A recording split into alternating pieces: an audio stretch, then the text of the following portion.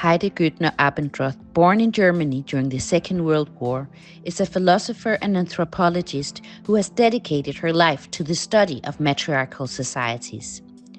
She studied philosophy at the University of Munich and later immersed herself in the field of anthropology, a path that led her to travel to China to research one of the last surviving matriarchal societies in the world.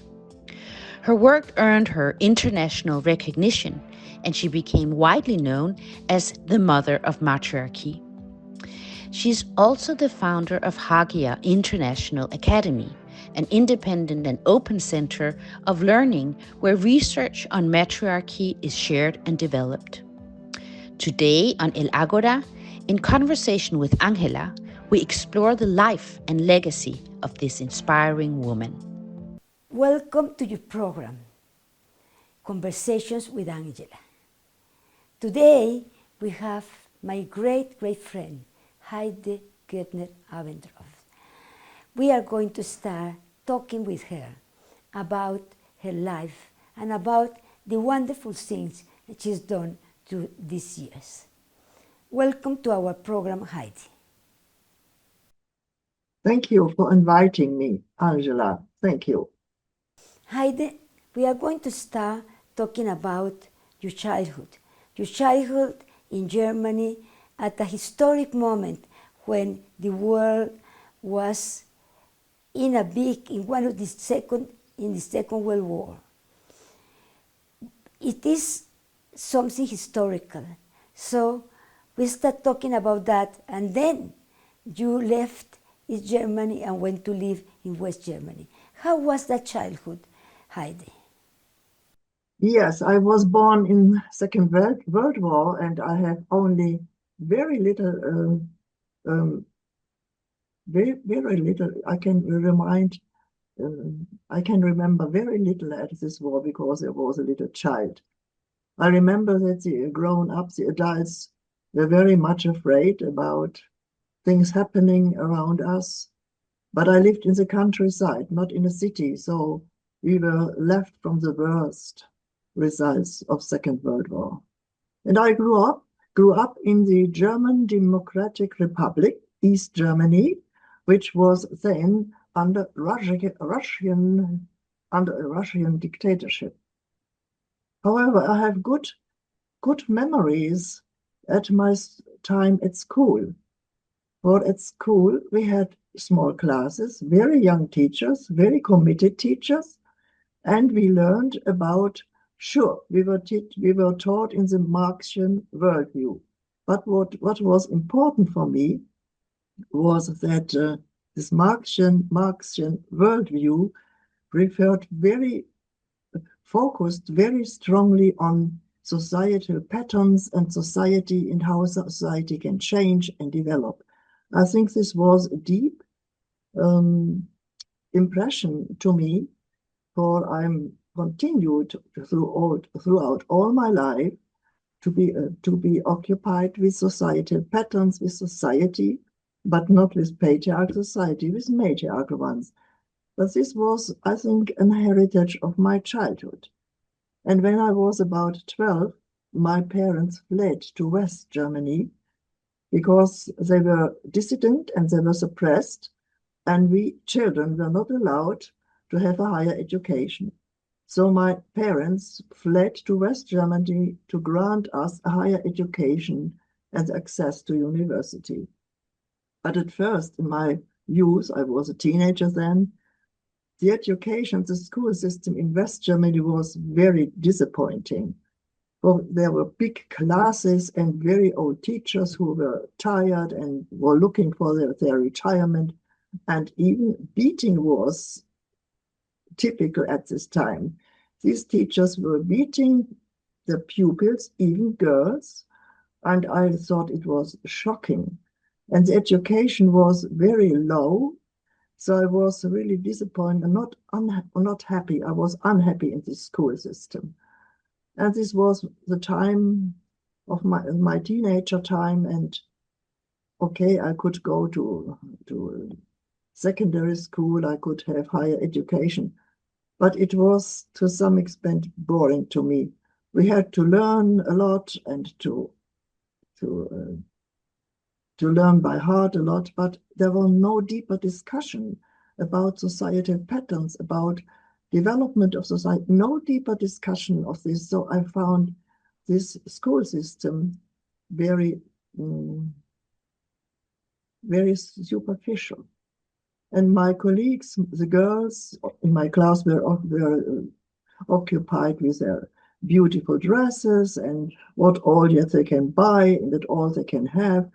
So it was an atmosphere of consumerism around me, even at this time. I didn't share in this, and I tried to get through this school system as an unhappy pupil until I made my my bachelor, and then I could go to university. So this was experience in my childhood. Of course, when my parents fled to West Germany, they had to leave behind all what they had in East Germany, their house, which they inherited from their grandfather, the gardens and all. And I had to experience a situation of poverty in West Germany, even if my girl colleagues were discussing their consumerism and their beautiful dresses and so on. Really, sometimes it was disgusting for me. And it sharpened my view on what's going on in the society in West Germany. And I think I started from the very beginning to look at it in a critical way. How interesting, Heide, that your childhood and your going back to supposedly what it was a better world, West Germany, was not like that at all. And that was probably what had shaped your career as a revolutionary and as a person who really wants to change the world. I gather that yes, that afterwards you went to the university in Munich. How was that part of your life? When I went to university, I hoped to free a more open and more world-reflecting mindset. But of course, I could study a lot, I could learn a lot, and I studied philosophy. At first, I studied historical philosophy, and I was not satisfied with this because nothing I could hear. I learned one system after the other, from antiquity to modern philosophy and so on, and no word about women. I was a young mother at this time, and I had a self-awareness of a woman. I didn't hear anything at university about women. It was as if women did not exist. And this turned my mood into another way of being bored. But I discovered at the libraries at university the works of Bachofen, the Swiss scholar who wrote on mother right, and on Robert Graves, who wrote about matriarchy in early Greece. And this inspired me. And this, I could not get rid of it. It was so interesting that I continued to look for this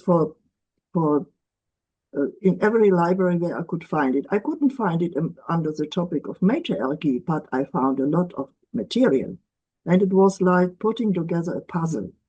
And then I noticed that I cannot know really what a matriarchy is only from this history of cultures.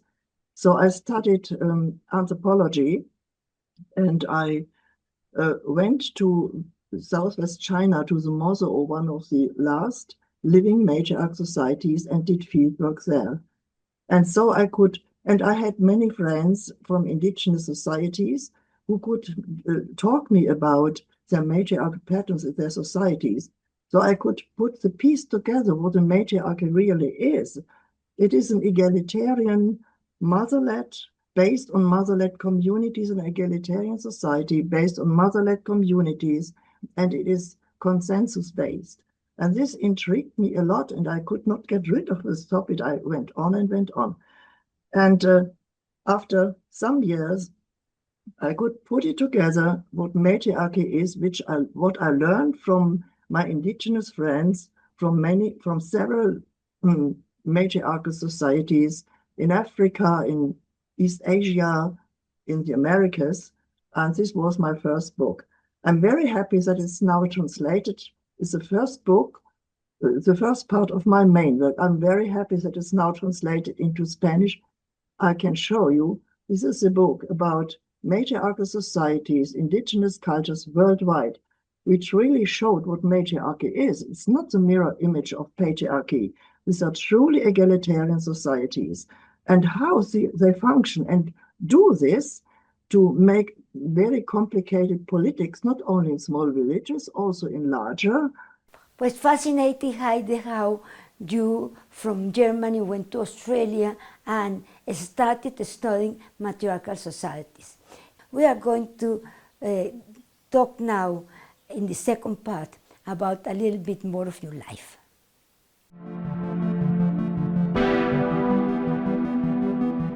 We continue with this conversation with my good friend Heide Gottner Abendroth. Now we are going to show you these other books and you tell me what you comment on them. The other book, Societies of Peace, speeches and voices from Asia, from Africa, from South America, which are collected in this book, Societies of Peace. Very interesting, Heide. Now I show you this other picture. This is about the International Academy Hagia in Germany. When I left as a young scholar, the University of Munich, because it was not possible to bring modern matriarchal studies into the university, it's such a patriarchal institution, then I created and established my own free independent Academy Hagia. It was in 1986.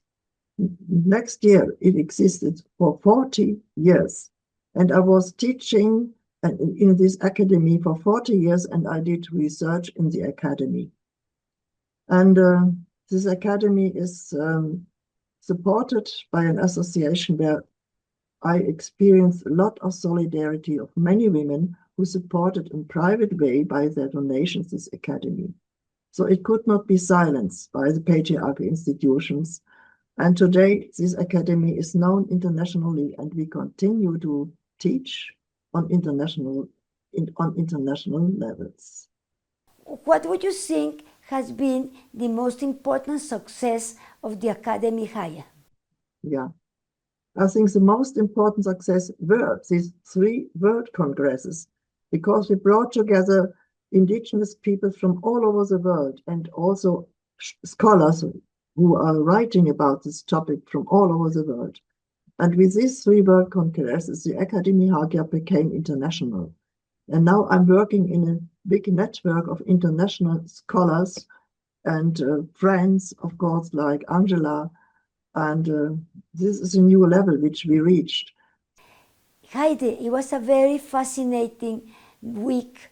Really, I really enjoyed it, and I think it built my ideas of what matriarchy is. But you also show us some of places around Germany. We visited some places. What was that? Yeah, one part of teachings in the International Academy Hagia is, I call it landscape mythology, for we can find matriarchal traces from Neolithic times and later times everywhere, even everywhere in Europe. And I did it here in my local surroundings. I found traces in archaeological finds, in myths, local myths, in special sightlines which connected old cultic places and so on. And I showed this to my friends, my international friends, but this is local work. I'm not only working internationally, I'm also working locally and show it to the local people. And this can be done also everywhere in the world where you live and where you stay, if you understand the method of matriarchal landscape mythology. This is one part of the teaching of matriarchy. For these traces have not been lost, and we can find it out again, which shows at our long matriarchal history in every continent, even in Europe. Fascinating idea, this of looking back anthropologically, and basically that is what Maria Gimbutas did, but she stopped I mean, she did find archaeological remains of matriarchal society, but I think she didn't go ahead.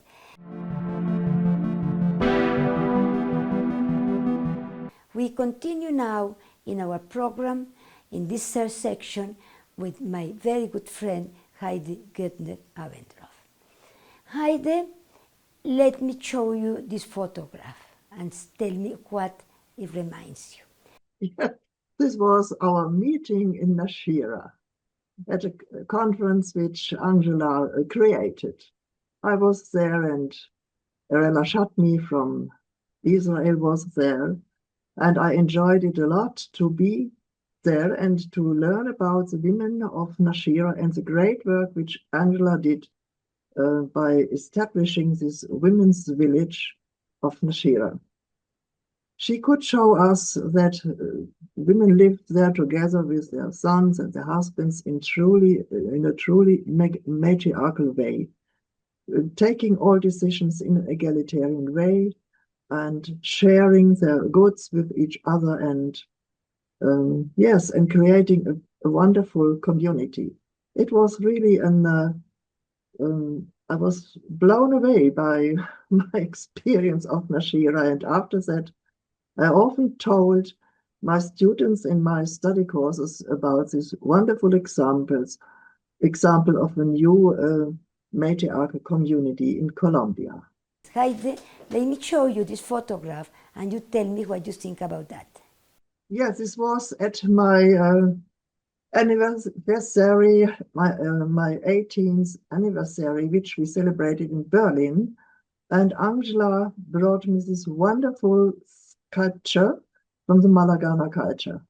I was so much pleased. I'm so much pleased that Angela showed me the Malagana culture also in Colombia, what has been found in an archaeological way.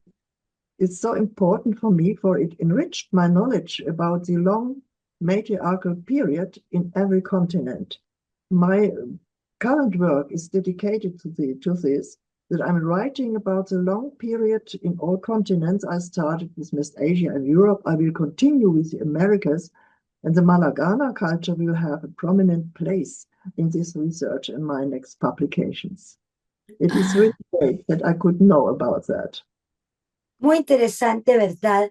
Que se pueda, pues, ver cómo esa cultura que floreció aquí hace 2000 años también puede ser parte de ese estudio. Very important to see that this culture that flourished 2000 years ago in the Americas can be part of this study, and this definitely were truly matriarchal society, even though at that moment there was not writing about that. So all of what we have is what we can see in the ceramic work of those people. Heidi, te voy a mostrar esta última foto y me dices qué piensas. Heidi, let me show you this last photograph and you tell me what you think about that. Very important to see that this culture that flourished 2000 years ago in the Americas can be part of this study, and this definitely were truly matriarchal society, even though at that moment there was not writing about that. So all of what we have is what we can see in the ceramic work of those people. Heidi, let me show you this last photograph and you tell me what you think about that. Yeah, sure. This is what we are doing with matriarchal today.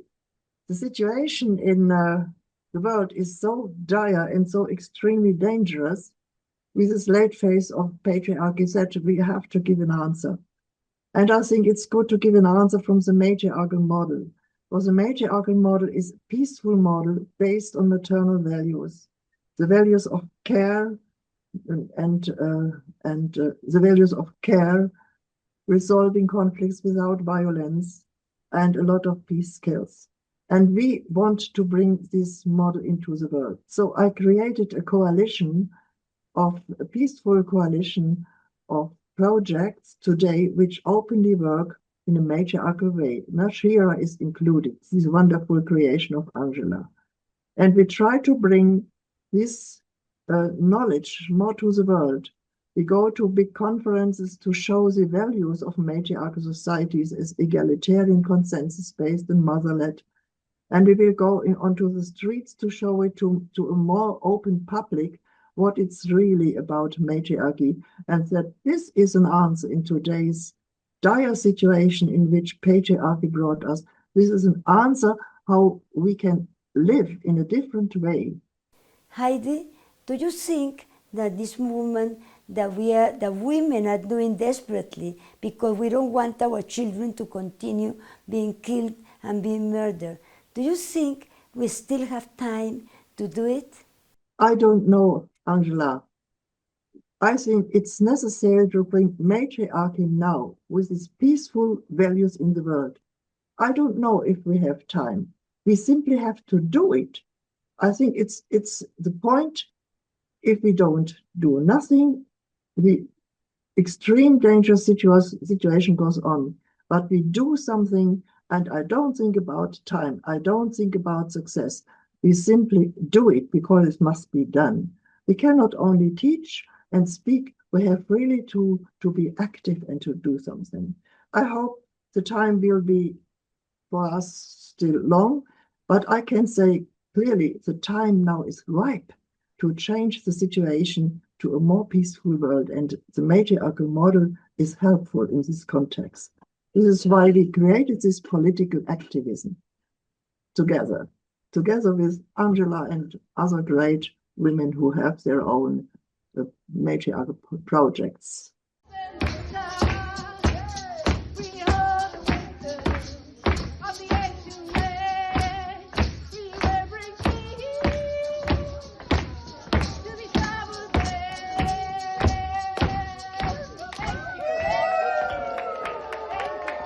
Matriarchy now. That is what we need to save the world. Thank you, Heide. Thank you for being part of this program, and thank you so much for being part of so many women's lives that want to change the world. Thank you, Angela. I also want to thank you to bring the matriarchy idea so actively into the world. You are really a wonderful friend. I thank you too for presenting me in your program here. Thanks. Thank you, Heide, for having been so important in my life. Thank you.